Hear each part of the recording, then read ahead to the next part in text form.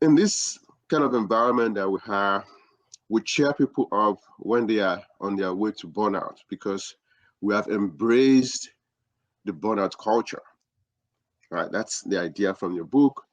Burnout people are often highly functional, traumatized individuals that always appear to be successful, or they're successful most of the time, but probably they don't even know that they're burnout. As long as the bank account is smiling, most people are okay with being burnout. And even in America, you said that individualism is an American culture, value that I had set aside to avoid burning out. So, how would you describe burnout and burnout culture if you have to explain that? Yeah, I think so. From the time that book came out until now, I've done a lot more. I did another degree.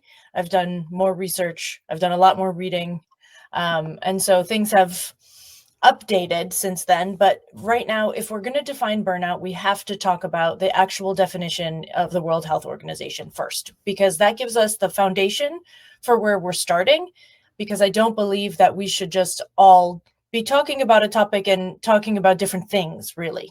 So, the World Health Organization definition of burnout is that it is an occupational hazard. It is not a diagnosis in the United States currently. It is in, the Netherlands, but it's not a diagnosis in the United States. And so it's an occupational hazard, and it has three components, and they are exhaustion, cynicism, and low productivity or lack of impact. And so each of those we could dive into further. There's a lot to talk about there, but I think that's what burnout is as far as we're defining it right now. My personal definition of burnout, I do not care if it happens in the workplace. Caregivers get burnt out, mothers and fathers that are working at home with their children get burnt out. It's not only work related, and the stressors that cause burnout are not always work related as well. So I think that the definition needs some updating, but I understand why they did it the way they did it. To me, burnout is the stop on the chronic stress train that happens before, and this is the thing, we always think of burnout as like the end game of chronic stress, but chronic stress leads to burnout. And then if we don't deal with it, after that, it leads to heart disease, cardiovascular issues, stroke, heart attack, diabetes, etc. Wow. So burnout is the stop along the chronic stress pathway that sometimes has some other disease process associated with it. Maybe it's depression, maybe it's anxiety, maybe it's an autoimmune disorder, etc. And then as it drags out, if it does not get solved, most of the time that ends up with something that requires hospitalization. Wow, interesting. Interesting. That's very powerful. Thank you for joining us. Those that are participating on all the platforms, please tell us where you're joining us from. If you have a question for our guests, please put it in the chat so we can read it out for our guests to know that you're here and you have a question. Now, you just clearly say, well, the definition of burnout is probably changing. World Health Organization has a definition and things like that. At least they are acknowledging that there's something that is called burnout. So it's not Yes. everybody that even know.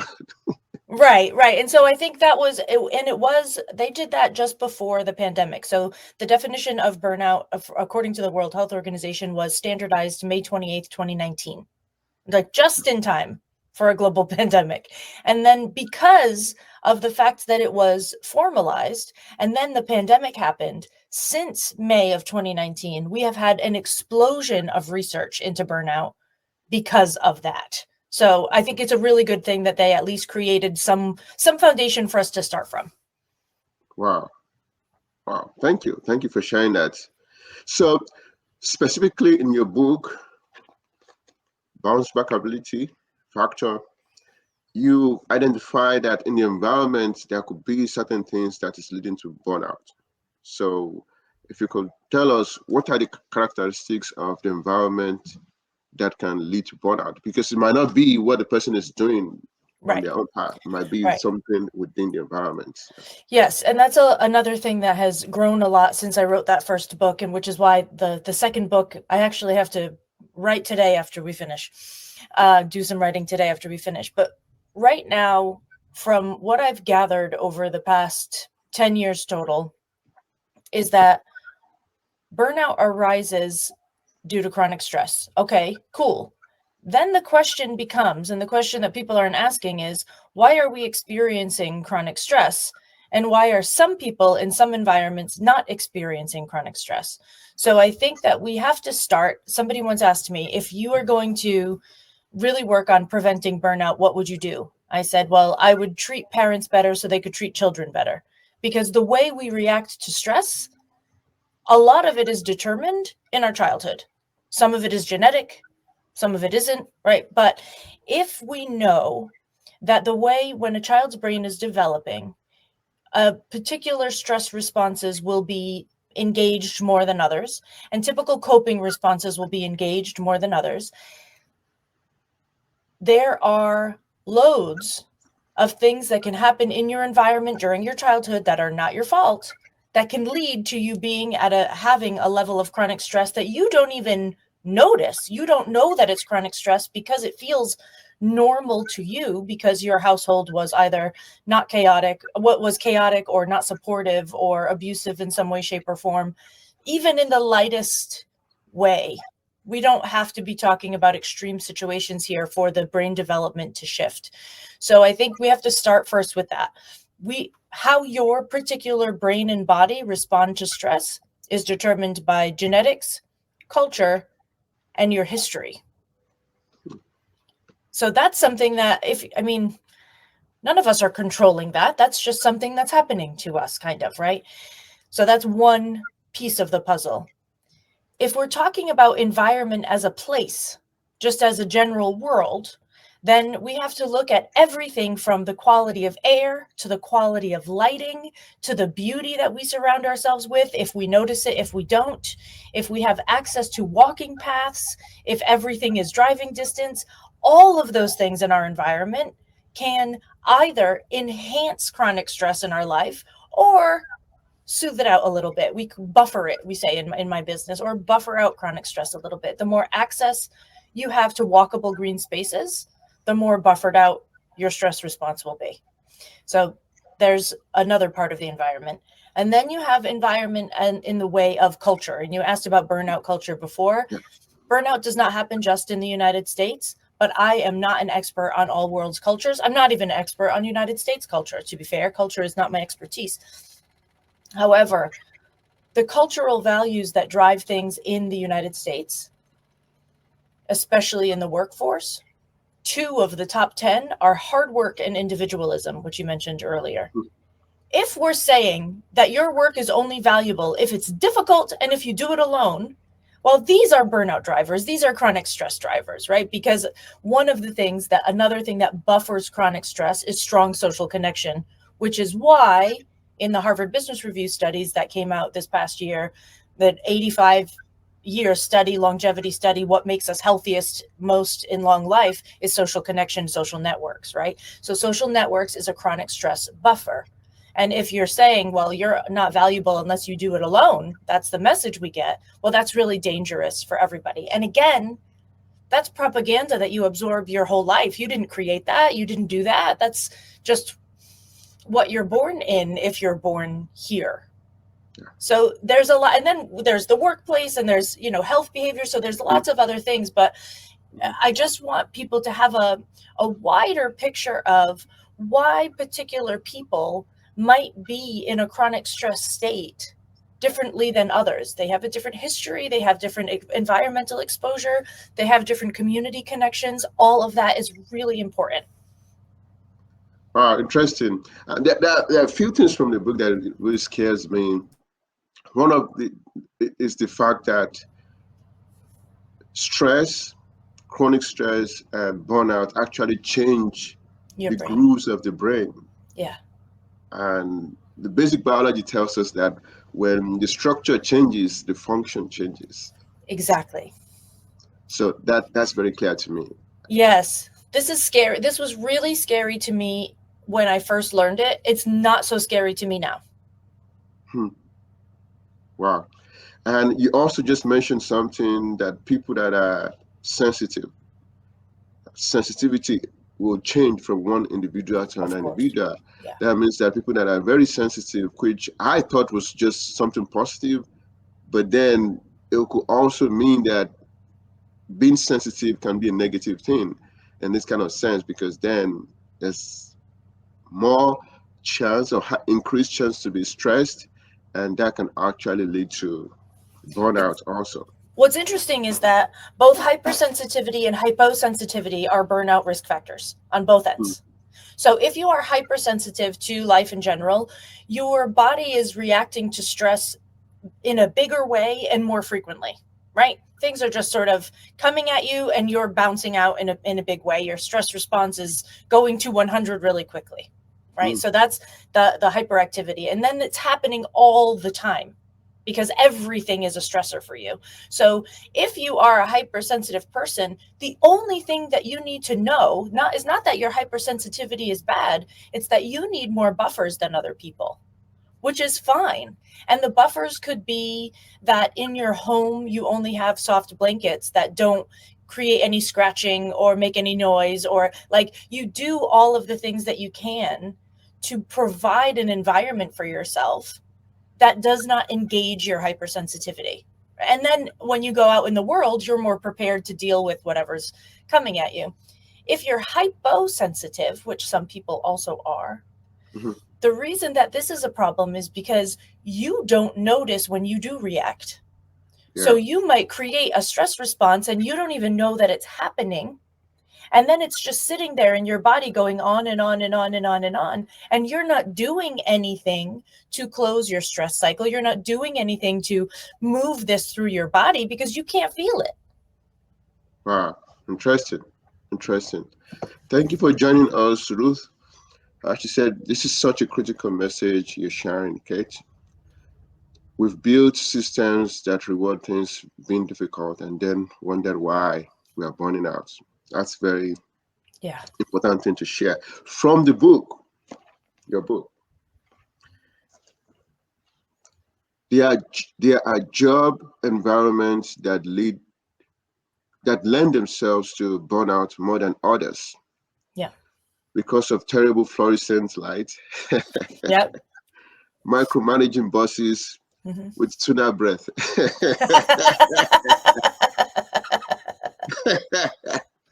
So I'll take that one after the other. Well, fluorescent light, I think we're using that in Africa. I don't see, I'm not always around that anymore. I can imagine that people use that to save money in Yeah. churches that are just growing and things like that. So Yeah. it's probably very cheap and not the best. Yeah. Micromanaging, of course, in the environment that you have bosses that are just looking over your shoulder and things like that, that And don't cannot be trust you. I Yeah. don't trust you. Yeah. Yeah. Then the tuna breath thing. So I think I was at the networking conference, and one of the food I was given was tuna, and they were asking people to network, and you can see that some people ate more than they should, and it was coming out and things like that. So when I was reading that, that was what I remembered from it. I don't even remember writing that, but I think it's funny. Yeah. That's so. I can imagine there's some backstory to that, why you Yeah. put those there. That's Yeah. funny. That's funny. So the workplace is interesting because this is not my research. It's Christina Maslach and Michael Leiter and Sharon Brow and lots of amazing burnout researchers that have been doing this work since longer than I've been alive. And we owe them everything, right? So they have very consistently over more than 40 years found that there are 6 factors in the workplace that can increase our vulnerability to burnout. Now, I want to be very clear that I did not say cause burnout. Because if you understand how chronic stress happens in the body and you know that some things could be from childhood and from environment, you understand that it can't be from just one thing or one place. So it's bigger than that. But in the workplace, there are 6 factors. They are workload, which is more about how heavy the job feels than how many hours you work. And the job will feel heavy if you don't have enough skills to do it, and if you're not given enough resources to do it. It can also feel heavy if it's hours, right? Like that can be part of the equation, but it doesn't have to be necessarily. So you could be working 35 hours a week at a job that you don't have quite enough education for, quite enough skills for, that they're not giving you the resources you need to get those skills. And that job can burn you out at 35 hours a week, even if you are very interested in it, you like the people you work with, right? So workload is more about the weight of what your work feels like to you. And the next one is autonomy. So how much control you have over your workplace. This is when the micromanaging boss comes in. A micromanager doesn't allow for autonomy. And one of the things that comes up often in the research is this word of mismatch, of misalignment, just things that are not quite as they aligned like they should be. This is really true for the autonomy piece, especially because some people, like myself, need very high level of autonomy. So I work for myself because I'm not a great employee. I like to have control over everything. So, and then you have, someone like my mother who enjoys to get a to-do list and check it all off, hand it back to you at the end of the day, said, I did it, and go home and not have to think or strategize or plan for it. So these are the two extremes, right? Me and my mom. Most people are somewhere in the middle. They want some guidance and they also want some freedom to produce their work the way that feels best to them. And as an individual, this is why I don't always blame the workplace for burnout. As an individual, you need to know what your level of autonomy is and how to communicate that to your organization so that we can try to match it as close as possible. We're not looking for 100%, maybe 80, 85, but we want to match it to your level of autonomy. So if you are a doer, like my mom, who doesn't need a high level of autonomy, then you should not take a job that requires a high level of autonomy. This would be a mismatch. And that can create burnout, not because it's bad or good, just because it's not correct for you. Right? So we have workload, we have autonomy, then we have community. There's a lot of people now that say, well, I don't need a friend at work. I go in, I do my work, I go home. And it's like, sorry, Sandra, that's not how it's going to work out. Like, you actually need people, and they don't have to be in your workplace necessarily, but you have to have people in your world that have your back. Which is Ruth is one of the people in my world that I know has my back. She's really important to me. And the only reason I have her is because we're both part of the National Speakers Association, where you have Toastmasters and people in Toastmasters that can support you, right? And this is really critical to have. So we have workload, we have autonomy, we have community. Then we have values. Again, values are not good or bad. There's no morality to them. They are either matched or mismatched. If you work at a place that doesn't share your values, it is not the company's problem to fix that for you. You shouldn't work at a place that doesn't match your values. That's up to you. But in order for you to do that, you as an individual need to know what your values are, right? The workplace, the way that their values can mess up burnout is if their values that they have like written on the walls and written on their mission statements and painted in lovely colors on their website don't match the values that they act out in the office every day. So if there's a mismatch between a company and itself when it comes to values, it increases the risk factor of burnout for everyone in the whole company from the top to the bottom. Yeah.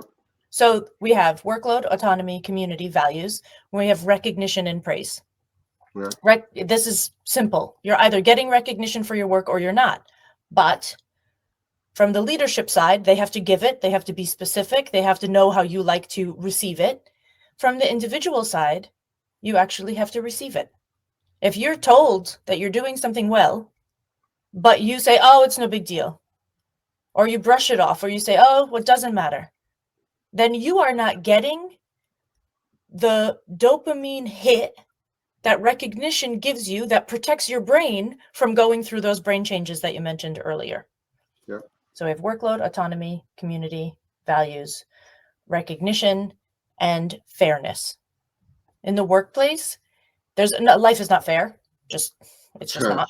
But in the workplace, when we're looking at fairness, what we're looking for is pay gap equity And we're looking for clear pathways for advancement that are the same for everyone. So we're looking for a lack of favoritism, a lack of nepotism, things like this, right? So all of these are the factors that in a workplace, if they're done well, can buffer burnout really well. But if they're done poorly, can increase everyone's chances of burning out. Wow. Wow. Thank you so much. That's very powerful. You've got to go back and listen to that. But also in your book, you mentioned spiritual bypassing. Yeah. It's a sure way to get yourself a one-way ticket to Burnout City. I don't even know there's a city that's called Burnout. So what experience do you have around that? Yeah. How do you interpret spiritual bypassing?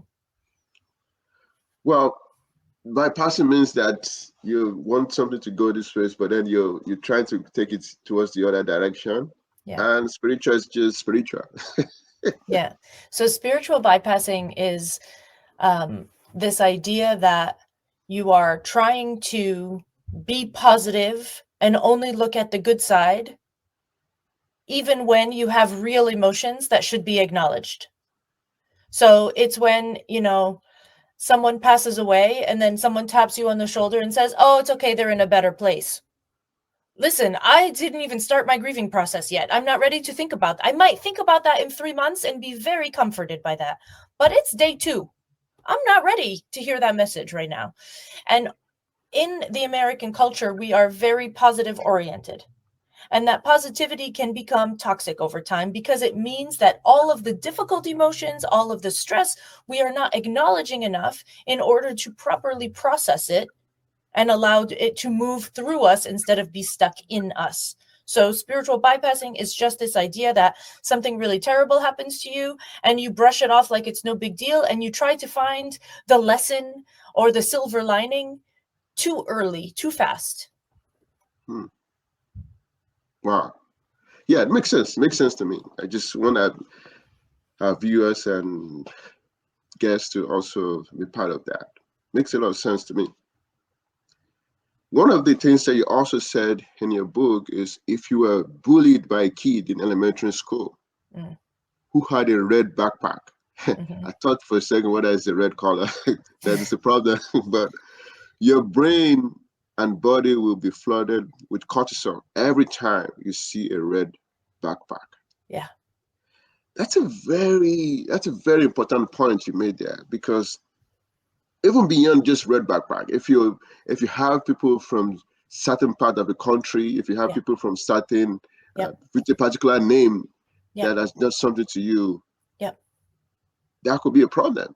Yes. And I actually and I'm aware of this, that I'm a Nigerian. Like the people who have probably experienced certain things from a Nigerian, that I make joke of this and things like that. It's not for me to be sad, but it's just a reality of life that we all have our experiences and we view life based on our experiences. And that doesn't mean that the way we are viewing life is perfect. It's just the way we are viewing it. Yeah. Do you have any experience personal that you want to share concerning that?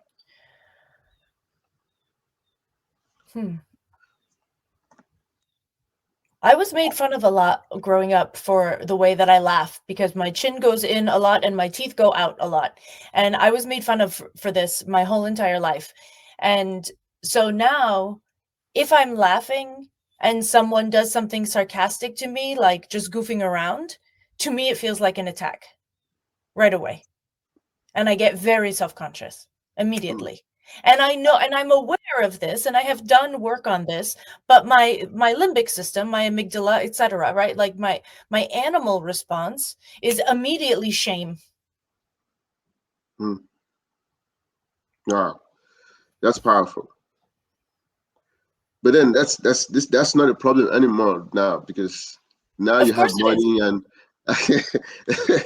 now you have money. Even money shows on your face now and things like that. So I wish I had so much that it would show on my face. Yeah, thank you for sharing that. Thank you for being vulnerable to share that. So still talking about burnout, but then you introduce a new word that this is the first time I was hearing it: Bounce back ability, and that's also the title of your book, right? Mm-hmm. Bounce back ability. Why that particular word? To Well, first because I thought it was clever, but then yeah, when I looked it up, it seems like someone else also used it in 1973 before I was born. So I cannot claim to be the creator of it, even though I created it in my own life without hearing it before, but it already existed in the ether. So, but to me, I was getting upset about the word resilience, because we are talking about resilience all the time as if it's this like personal thing, and resilience is based in resources, and resources is based on your community. It's not just your resources, it's everyone you know's resources, as long as you use them. So the word resilience was being overused. It was bothering me, and I thought, how else can I talk about this in a way that feels more fun? And bounce back ability is funner to me because yeah. it's just bouncing. So there's some joy in it, and I think that matters. And resilience is part of bounce back ability, but so is grit, which I think is different than resilience. Grit is the fight that when you're pushing through. But then the other pieces of bounce back ability are trust and surrender. Hmm. So sometimes it's grit and sometimes it's surrender. Sometimes the surrender feels like the grit. Yeah. Depends. So to me, it's like I wanted to expand the definition a little bit of resilience, and this is how I found a way to do it. Wow, that's a very fun word. I like the word. For somebody that play basketball, at least Yeah, for it's fun, fun, right? yeah, like bounce back ability. I get it. So one idea around bounce back ability. I'm still learning to pronounce the word. That's okay. Bounce back ability is the fact that it may take some time to Yeah, achieve that. And you yeah, talk about sitting in the muck. yeah. So can you give us some insight on why it's very important to take some time before Yeah, bouncing back? yeah. So, and some things require longer time than others. And often, and this is the tricky part, you are not the one who decides how long it takes. It just takes as long as it takes.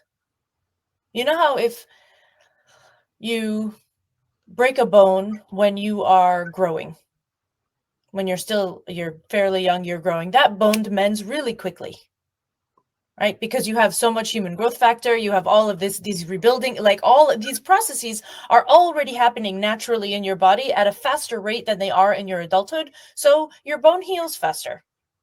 And then you break a bone when you're 45 and it takes a little bit longer. You don't get to decide this. You can't say, well, I'm going to, heal my broken bone in 2 weeks because I decided. No, no, no, that's not how it works. But we think we should be able to do this when it's an emotional hurt. Hmm. When there's pain and hurt, we think we should be able to decide how long it takes. And part of this is because of the way the mental health system has been coded, right? So we have the DSM, we have this book that tells us what diseases are, etc.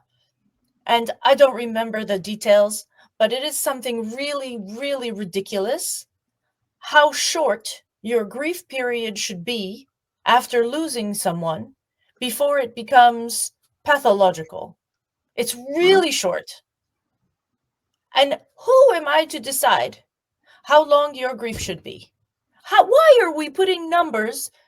And your grief will be different if you are a parent who lost a child or if you are an adult child who loses a parent. These are extremely different experiences of grief. Your grief is different if a famous person that you loved in movies passes away. You have some people react pretty strongly, but and if your best friend dies. And grief isn't only about death, of course, but that's just the easiest way to show it. So when you are going through chronic stress and it has been going on, but by the time you get to burnout, it's been going on for years. Sometimes you just have to sit down where you are and realize that a lot of things in your life are not the way you want them to be. don't feel like you want them to feel, and you cannot fix them all immediately. You have to sit there, you have to look at them, you have to make some decisions, you have to find some courage. And then when you start to use that courage to take action, eventually, once you've really sat there and just allowed yourself to feel it, once you start using that courage, you don't get to decide how long it takes you to take all of the actions that you will need to get out of it. So burnout recovery typically takes between 12 and 18 months. 12 and 18 months. Wow. And some people it's 5 years. Some people it's 6 months, right? Like there's differences, of course, but this is something that just takes a long time because it's all about matching things back up.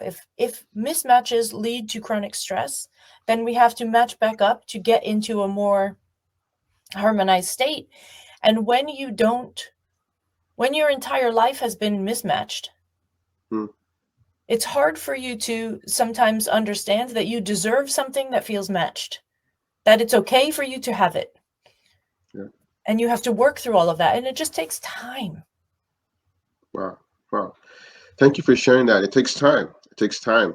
We're in a world where people would say, well, if you're taking too much time and you're calling people to come and just talk to you and pacify you, that means you're calling a pity party, which is Yes. So at some point you have to take action. Right. Right. But you cannot skip the part where you feel like crap. So this is, again, like, I don't want people to get into this spiritual bypassing where they're like, okay, I'm burnt out. Now it's time to take all the action. No. Okay, I'm burnt out. What got me here? How can I understand this? What's underneath it? What does it feel like? What do I need to process? And then what action can I take after that? So it's not, sitting in the muck is not about not doing anything. Sitting in the muck is about allowing time to process what is, to accept what is, to be with what is before you create what's next. Wow. Thank you for sharing that. Right. Having time to process before moving to the next thing that you have to do. Right. If you're here with us, please put your name in the chat and let us know where you're joining us from. If you have a question for our guest, Cait, please put in the chat also. We would like to hear your opinion about this burnout, because we're saying that it doesn't matter how successful you are, you can actually be burnout. So it's not for people that are struggling. Basically, it's from either end of the spectrum that you can have that. Yeah. Yeah. Chronic stress does not avoid. I mean, it doesn't try to avoid anyone. It's an equal opportunity problem. Yeah. Wow. It's an equal opportunity problem. One of the things you said in your book, what is the most common other people's template with your client? The most common other people's template with your client, because you talk about different templates that people use, but then based on the people that you've talked to and the clients that you had, maybe when you were in Poland or in America, what would you say is the most common template that comes up the most? Other people's templates, the most common one. Oh, geez, let's see. Let me think about that for a second. Often the biggest template that belongs to other people that we follow is what success is. So we take this idea of the definition of success from people around us. We never sit down to decide whether it works for us, whether it's aligned with what we need, whether it matches us. And then we try to match that measure of success. And it often doesn't work. I don't know how many stories I have heard over the years, hundreds, if not thousands, where people said, I knew where I was going. I knew what I wanted. I got where I wanted to go. And then I looked around and said, this doesn't feel like I expected it to feel. I don't like this. This is one of the biggest other people's templates that we need to rewrite for ourselves. Make it match our nature instead of trying to force our nature to match somebody else's definition. Wow. That's very powerful. I think there's a book by one of the leadership expert that I've read about. Is a Dr. Reverend Sama DME.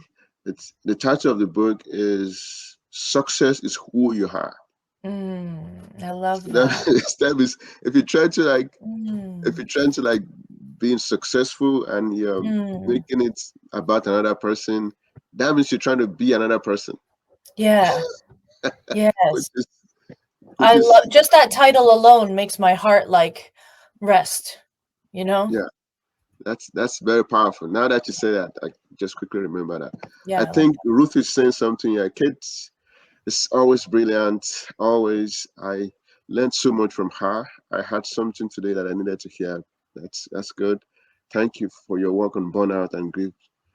To as someone who had always lost over the past few months, it was gentle to hear about healing and also allowing for others their time too. Yeah, the time for bounce back ability. That's very powerful that you said that. Thank you for sharing that, Ruth, and thank you for being with us here. All right. So now that we get that out of the way, he also mentioned in the book the the leaks, energy leaks. energy leaks. What are the most common energy leaks with your clients? Mm.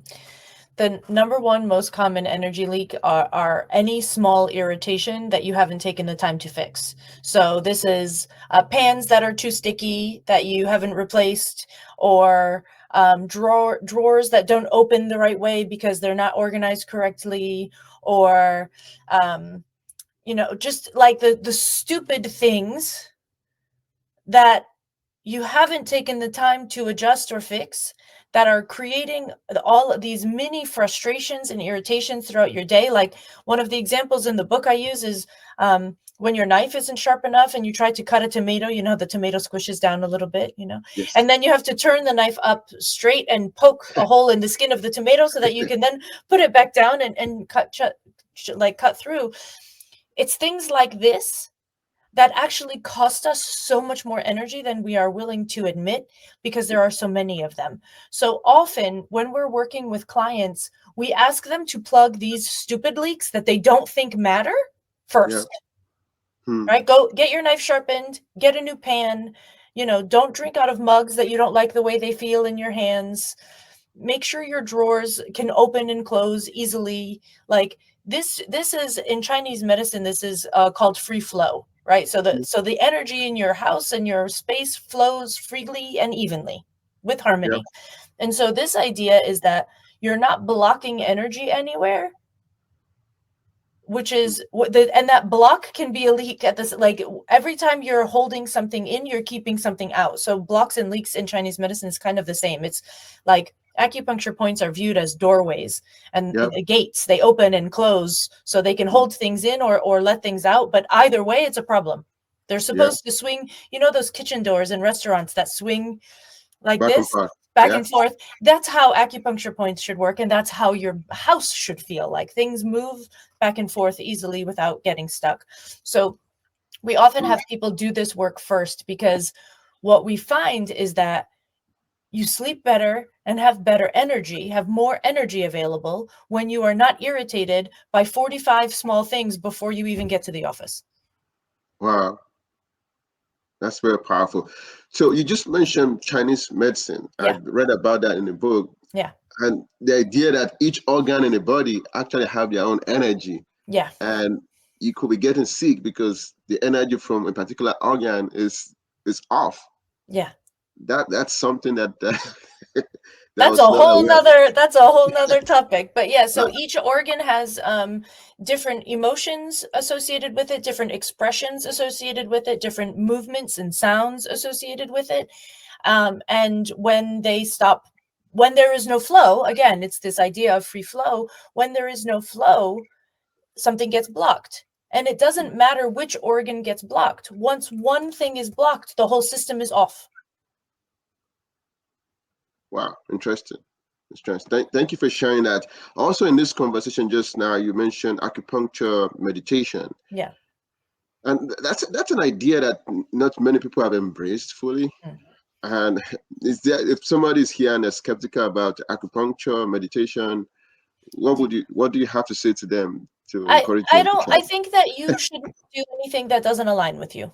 Yeah. So if you don't think that it is the right thing for you, I think that's okay. Hmm. Then to me, the next question becomes, what things can you use to help balance out the hormones in your body, the stress hormones in your body?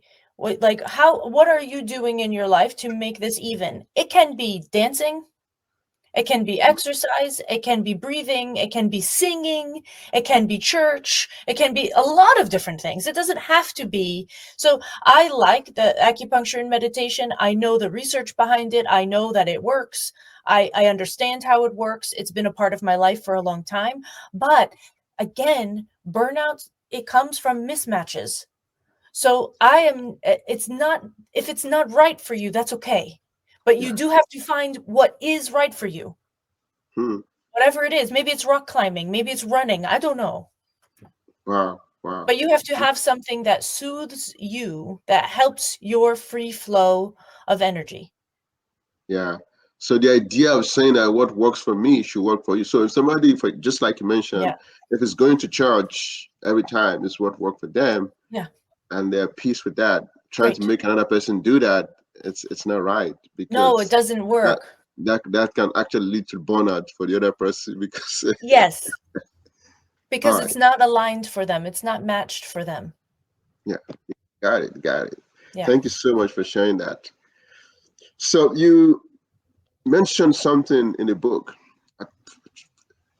about your mother-in-law,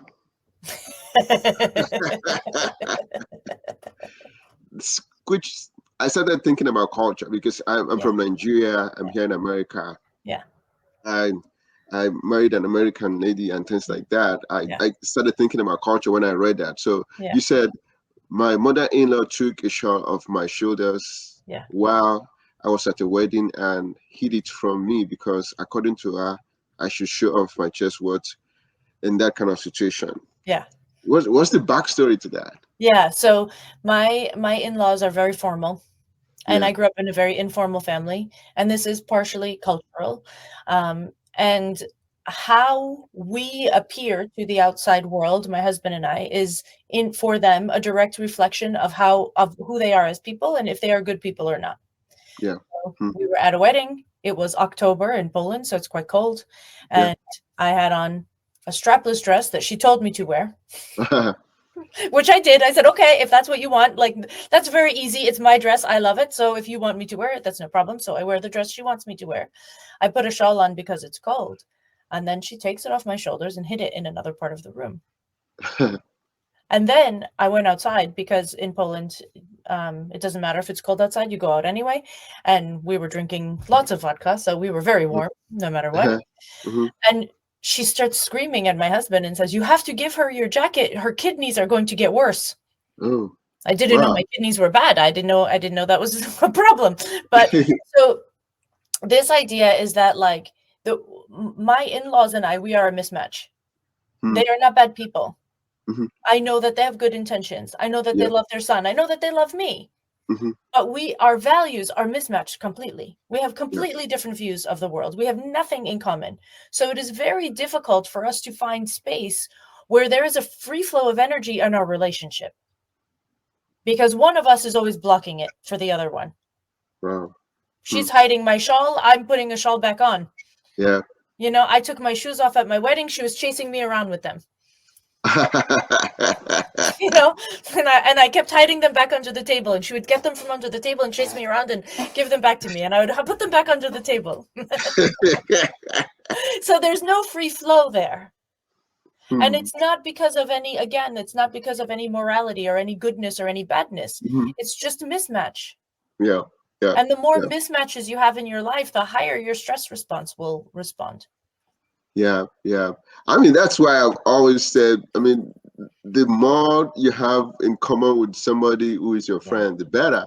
Yeah. And for relationship too, the more you have in common with somebody you're going to be, the better of chance. The more in common, or the more you're able to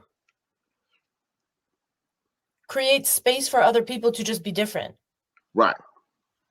Right? Like, And not force them. Okay. yeah, and not force them. Hey, if you don't want to wear shoes, don't wear shoes. If you want, like, fine, to create space for other people to be who they are. If the space that you're trying to create requires somebody else to change for you, then that's not free flow.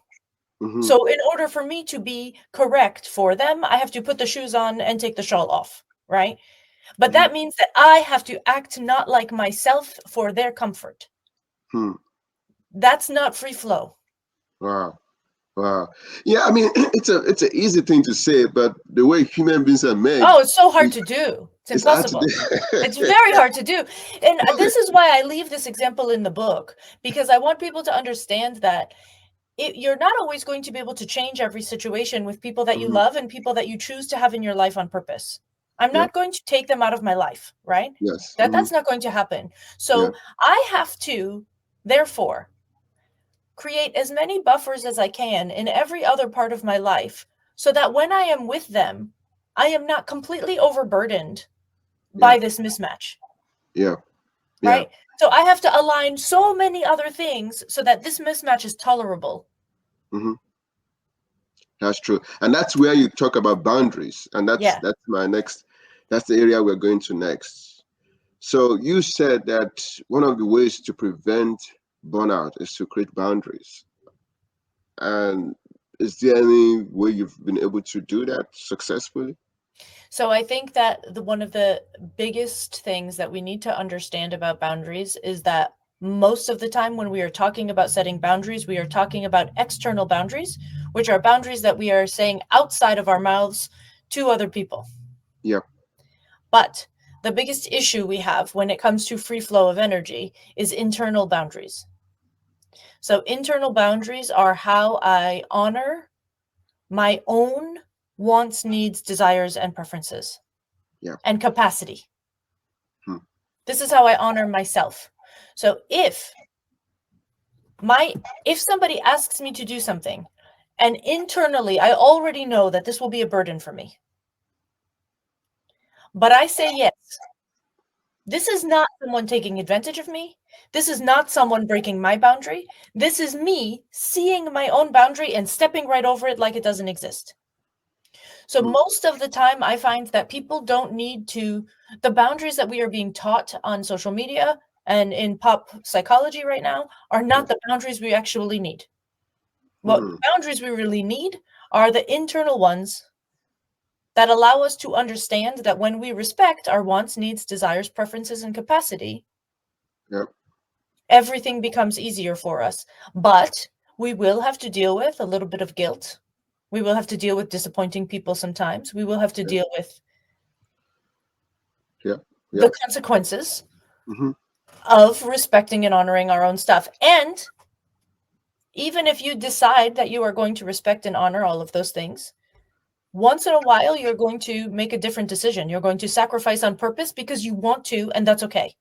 So I think we've lost, in the boundary conversation today, we've lost this idea that it's okay to sacrifice for each other. But we have to. In order to create relationship, we have to give. And that's just how it works. So you have to respect, again, this is like the same as with the relationship. You have to respect and honor your energy enough and frequently enough and consistently enough that when it's time for you to make a sacrifice for something that's important to you and someone that's important to you, it doesn't feel so bad because that mismatch is buffered by the fact that you're taking care of it over here. Wow. Excellent.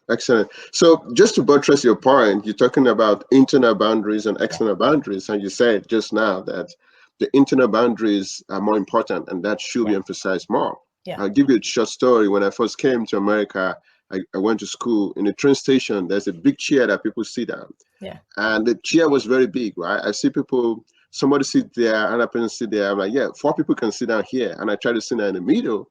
And immediately I sit down in the middle, I see other people stand up from the chair. So let's talk about the physical boundary. People are like, this chair is, even though this chair is big, we want two people to sit down and eat. Yeah. So you shouldn't be the third person here. So Well, and physical boundaries are the interesting thing about physical boundaries, and I do this in one of my keynotes. I invite people on stage and I get too close to them. It's really yeah, funny. yeah, So one of the things about physical boundaries is it's cultural. yeah. Especially in America. Yes, we need Americans love space. Yep. We Yep. love space. And then we go to Europe and we're like, why is everybody in the line so close to me? They Hmm. don't they need a different amount of space. You try to go on a train in Japan. You're practically sitting on somebody's Each other. shoulders every Yes. day. It's fine. It does not bother them. So Yep. I think that this is one of those things that's like that we have to look at culture overall. Like people need Mhm. different amounts of space, and Americans need more space than anybody. We Yeah. Like love space. yeah. Yeah. The building shows that. So Yes, public the trans. house sizes, Yep. Yep. right? Like the street sizes, the car sizes, everything is about space. And my husband and I joke that, like, if you're flying on a plane and you're paying for a business class, Yep. you get maybe slightly better food, right? Hmm. Not much. But the thing that you're really buying Yeah. is space. Hmm. Yeah. Yeah, people will pay extra for space For because space. even in Nigeria, when I left, I'm not Yeah. sure if this thing. Yeah. When you go through the public transport, you are Yeah. even you are allowed to put somebody that is very smaller than you on your lap and pay just for one person. Right. But like if so, Americans they're not going to allow you to sit very close Yeah, to you them. can in America, this is only until you are 2 years old. As soon as you are 2 years and 1 month, this is not possible anymore. It's Yeah, very yeah, weird. yeah.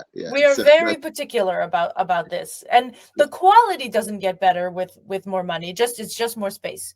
You have the most same house that's built too fast and shitty construction. It's just bigger. so in your book, you said the Poles were excellent boundaries pushers. Yeah, I did not know how to function under that kind of pressure, I nor didn't. hold boundaries in a way that I'm still able to be kind. Yeah. And I think you So were mentioning the example of your interaction with your clients and things yeah, like with that a in that patient. part. Yeah. Yeah, Yep. So in Poland, because of communism, there's this word in Polish that is kombinować się. And yeah, it means in English, the best translation is to finagle something, to sort of like find a workaround. And they do this with everything, even today, just because it's built in now. Like they were under communist rule, they had to find ways to barter and figure things out to get so they could have food. And like they had to do this. This is not their fault. mhm, But now they are so used to doing that they do it all the time. So I had a 3 to 6 month waiting list yeah, as for my patients at my acupuncture office in Warsaw. And people would call me all hours of the day, all hours of the weekend, and say, "Oh yeah, but you could come in earlier, or you could stay during lunch, or you could yeah, stay later." And I was thinking to myself, "Oh my God, first these people need help and they're calling me, so I want to help them, but I cannot work 70 hours a week." And they don't care. yeah. They just keep asking. And if you Hmm, say no, they say, "Okay, well, I'll call you next week." And you're like, "Please don't." uh-huh, But it was really hard for me to take people's suffering and people's need and this idea of like kombinować się hmm, and find a way to disappoint people while still being kind, because they don't back down until you are really yeah. tough. Hmm. And that was Wow. really hard for me because I don't want to do that. I'm a tough person. Yeah. I'm Yeah. pretty blunt. I'm pretty blunt. I'm pretty straightforward. And Yeah. even still, this was really hard for me. Yeah. Yeah. I can relate because I think maybe Nigerians can be, be Similar? boundary pushers too Yeah. because so many people are told me already that I'm so strong. Like Uh, am I concentrated acid or yeah. what? Yeah. Like the way you come out, the way you say things, when oh this is what I want to do, and it's more like I have to do this, and people Yeah. are like, yeah, just calm down, you're gonna you're gonna do this. That's so I think interesting. yeah, that's I can relate to that when I Yeah. was reading that book.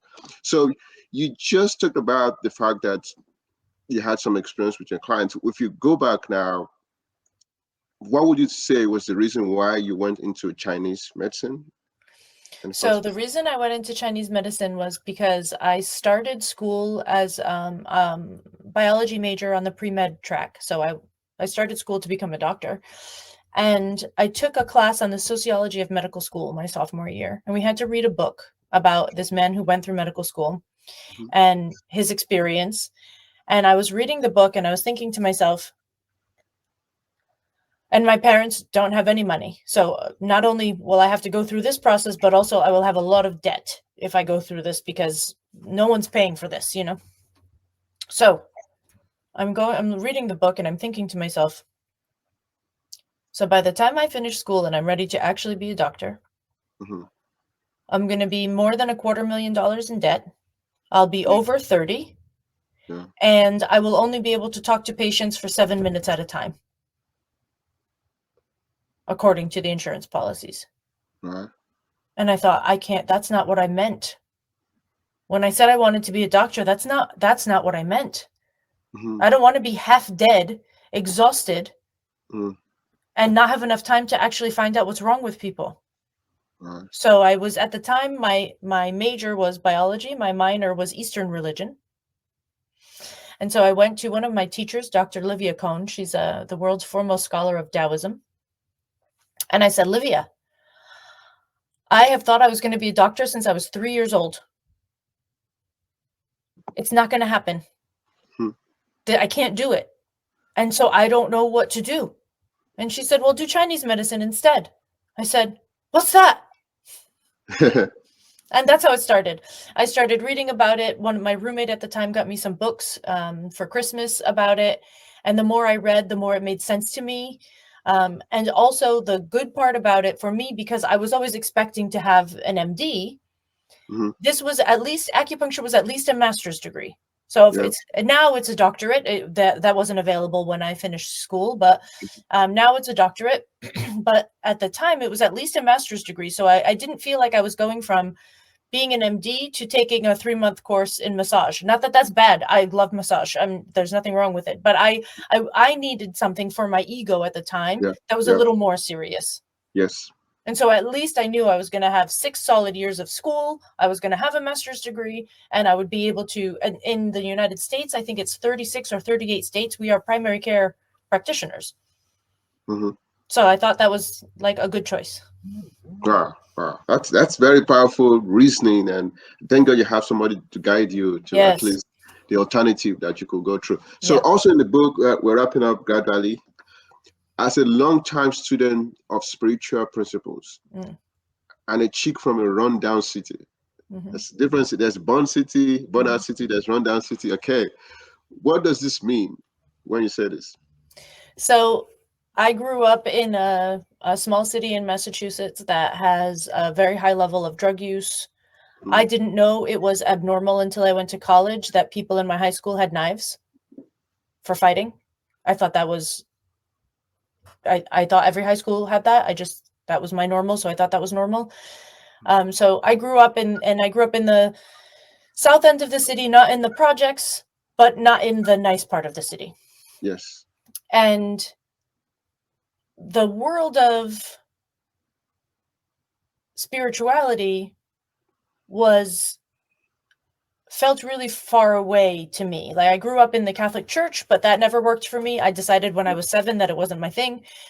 So I think that there's this like internal balance within me that allows myself to learn and understand the spiritual principles, but I'm always trying to find the biology and the groundedness, the realness of them somewhere, Hmm. because my upbringing was so feet on the ground, so real, so raw, that I can't go into this like spiritual life of just like, oh, everything is beautiful. No, no, no. Like, it has to make sense some way, and it has to be practical in some way, and I have to be able to explain it in a way that makes sense to people and works for people.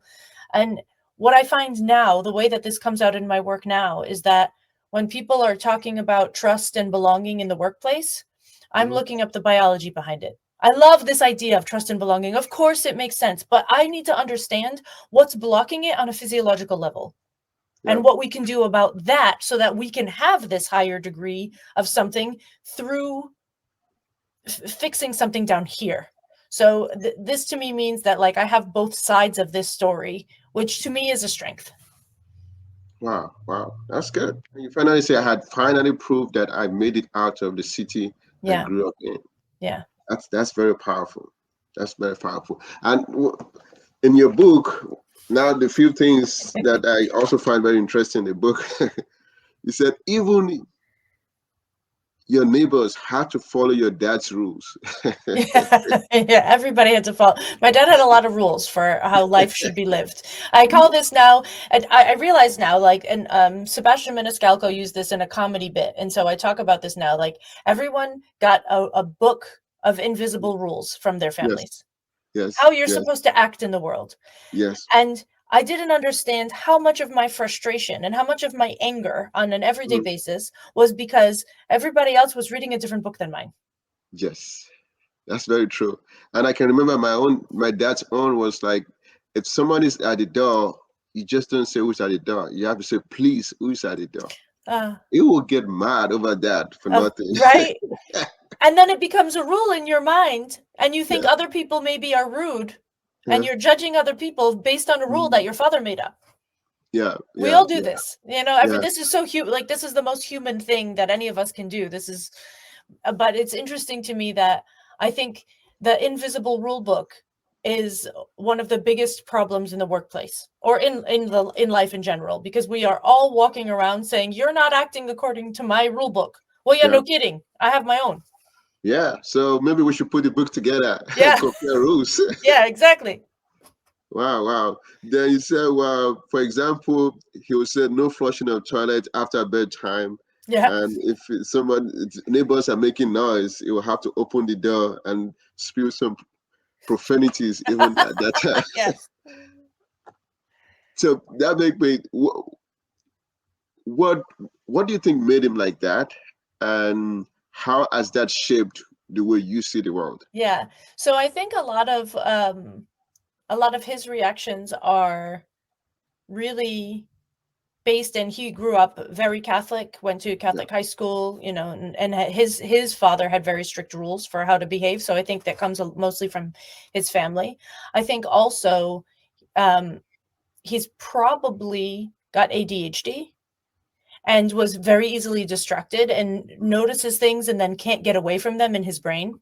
Mm-hmm. Oh, yeah. So I think there's probably some neurological differences that Mhm, were not diagnosed back then, so he never knew about them. But mhm. that things like get under his skin in a way that they don't get under other people's skin. And Mhm. he doesn't know that. Yeah, yeah, yeah. I can imagine. Even to add to your point, some of this ADHD, all this thing I've seen, CDC, PTSD Yeah. that people say, I don't even know of it when I was in Nigeria until I came to America. What, you guys just throwing names around, or is Yes. this serious We're thing? just making shit up, Tolu. Are you guys making these things up? What's going on here? Yeah. So one of the things that I also find interesting in the book, your book, is your relationship with your mother and your relationship with your grandmother. It seems Yeah. that they were very different. Yeah. And what was the difference between the relationship that you had with them? Gosh, it's probably a lot different from when I wrote the book. So when I wrote the book, my mother and I were both going through a process of learning about chronic stress and how it was, and so we processed a lot of stuff together, which I think Yeah. was really good for us. My grandmother was just a solace Hmm. in my life. Yeah. She's we I call her the storybook grandmother. She was not very tall, she was a little overweight, and she baked a lot. Hmm. So there was always some sort of baked good. She was always around. By the Hmm. time, my father was the 8th out of 9 children, so she was older. By the time I was born, Yeah. she was not. I mean, she wasn't working anyway. She was taking care of the home. But when I was there every time I was sick. Hmm. Anytime I was out of school, I was always at my grandmother's house. So her house to me was hot tea, baked goods, and Yeah. love. Wow. And this is your grandmother from your father's side, just Yeah. like you said. My Okay. my grandparents on my mother's side were not alive by the time I was 6 months old when my grandfather died, and my grandmother died before I was born. Wow, that makes a lot of sense because I thought that was your mom's mom. Okay. No, my dad's mom. Yeah. Okay, makes sense. All right. So this I also have to say, we're wrapping up. The second to the last question. In Okay. your book, something that I experienced that I've never experienced in any other book is your style of writing. Mm. It's very laid back. Yeah. You use words, you use some crosswords sometimes. Sometimes Yeah. I read the book, I'm like, am I reading this right? I look at the book. Is there any reason for choosing that kind of laid back style of writing? I didn't choose it. It's just who I am. Oh, There was no choice to me. I was just oh, writing the way I write. wow. Yes. That's very powerful. Yeah, it's That, just who I am. To that me, this is a match. right. So it's just natural. I can write in a very academic way. Yeah. I've done a lot. After I finished my master's degree a couple of years ago, I went back to school and did another bachelor's in biobehavioral health. And I can write a very good academic paper. Yeah. Yeah, but it's not going to be as real as this. And No, but it's down not to what earth. I like it to just be like, hey, here's the information. Here's how Yeah. I would talk to you if you were in my room. Yes. Yes. But then we've lost that. So it's very important that you did that. But in the world whereby people we've been told to show up differently, Yeah. as very different from who we really are, because if you show up the way you really are, the world is going to judge you. They're going to judge you anyway. So why not just show up the way you yeah. They're going to judge you anyway. This is, as a speaker, we met because you saw me speak. And as a speaker, I'm very much myself on stage. I'm not anybody else. I'm not pretending, I'm not acting. And because the stage you saw me on was Toastmasters, Toastmasters has a lot of rules about how you're supposed to be in a public speaking scenario, right? It's very strict. There's a lot of things. And I got off the stage and it was so funny because I had one person say to me, "Oh my God, I was watching you the whole time. You didn't make any of the mistakes that Toastmasters says that you shouldn't make. Like, you did everything the right way." Yeah. And then his wife was with him and she said, "Who cares if she did it the right way or not? Her message was so powerful. And that's what's more important." So side by side. Then, not 2 minutes later, I had someone come up to me and say, "On stage, I wish you would have moved around more. You were too still." Yeah. And then somebody, I swear to God, not 2 minutes later, said to me, "I was watching you on stage, and when you chose to move your body, it was so intentional. It made everything so much more powerful." Wow. Wow. So I have all of this, and from people that have very strict rules around what you're supposed to do on stage. If I had thought about that before I went on stage, I would have been a disaster. Yeah, I agree with you. I think different speaking system, they have different way. In Toastmasters, we like gestures, movement. I gave a speech yesterday actually in my Toastmasters club, and one of the feedback that I got was like, I think you should move a little bit more around. And another person will tell me, well, because they know I could be funny, I have the funny side of me. When I give a speech and they know that it could be a little bit funnier, they tell me, you have to give that speech again. I'm like, what if I don't want to give it again? So it's very funny that you say that. That's just the way people are. People view life based on their experience and the things that they think should, and that's okay. And so no matter what you do, and no matter how you act, and no matter what mask you put on or don't, somebody is going to think you did a great job. Somebody else is going to think you did a terrible job. Yep. It doesn't matter. It doesn't matter. So to me, like I always look at my results after, and there's always at least one person that says they would never like to see me speak again, no matter what. There's always at least one person, and I look for this result on purpose, because to me, if no one in the room says that they really didn't like me, that means I was not being authentic on stage. That means I was creating a persona for people in order to be liked. Yeah. Because it's very easy to convince everybody that you're the best, and it's very easy to manipulate in this way. Wow. But if I don't do that and somebody hates me on the stage, I think I did a good job. Yeah. And so to buttress your point, my professor, my PhD thesis professor from Mm. Ghana, will always say that when you give presentation, always know that somebody's going to try to get you. Always. So even in the scientific world, somebody's Eh, going to be like, always. they are not happy. They think you didn't do the job. They think, Yeah. and it's just, yeah. So I always have that at the back of my mind when I Yeah. present, and Of that's okay. course. If you are the Yeah. person, that's okay. That's a last question for today. Yes. I know that you have a podcast, Yeah. so we want you to talk about why you started that, how you started, and how it's going with your podcast. So the podcast I started partially because I wanted more stories for the book. So I didn't Yes. want the book to only be my stories. I needed some other experiences. So I wanted to gather other experiences for the book. So that was one part. The other part was I had just moved back to the States from Europe. I ruptured my Achilles and I had 4 months that I could not stand on my foot at all. So I had to figure out how I could be productive during that time.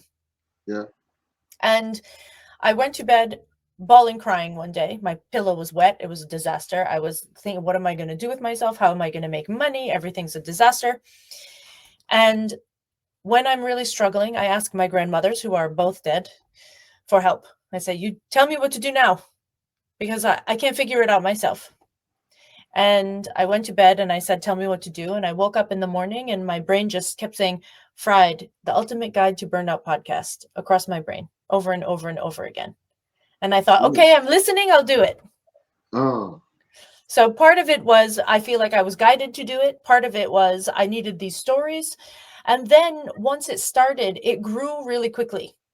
Mm. So it's I'm not making money directly from the podcast. This is I pay for it. It costs me a lot of money. Yeah. But the feedback I was getting and the help that it provides people was so positive, and it grew on its own. I didn't do advertising. I didn't pay for anything like extra. I did it. It's just growing. Yeah. And so now it's been 6 years of putting out an episode every week, and I it might change in the next Mhm. year or so because we grow and we evolve and things shift, but Yeah. I am so proud to have that as a resource for people in the world. It has made such a difference for so many people that it's something that I'm really, really proud to have created.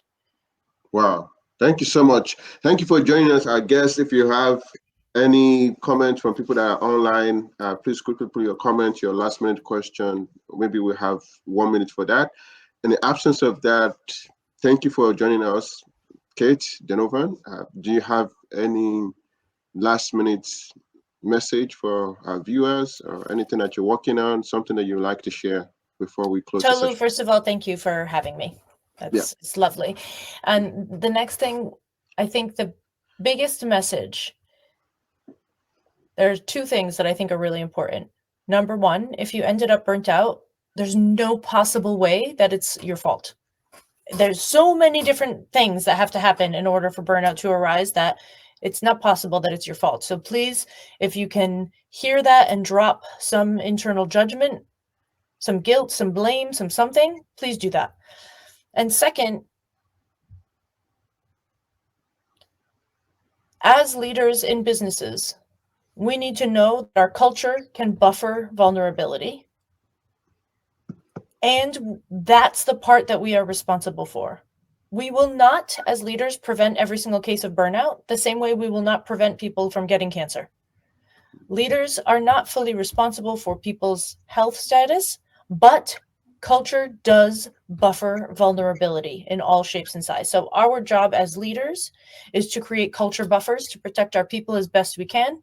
And everybody's individual job is to create their own buffers to protect themselves as best they can. But still, sometimes life is going to happen and it's okay. There is help. We can get you through it. You're going to be okay. Wow. Thank you so much. Please like, comment, share, and let us know what you gained from this session. And that will be the end for today. Thank you, Cait Donovan. Thank you for your knowledge, for your experience, for being vulnerable, sharing those stories and exchanging stories with you today. At made my day. I'm not sure there's anything that's going to be better than this for today. This is the highlight of my day today. And thank you for being here. I really appreciate it. Thank Thank you you. so much. All right. Take care. Bye.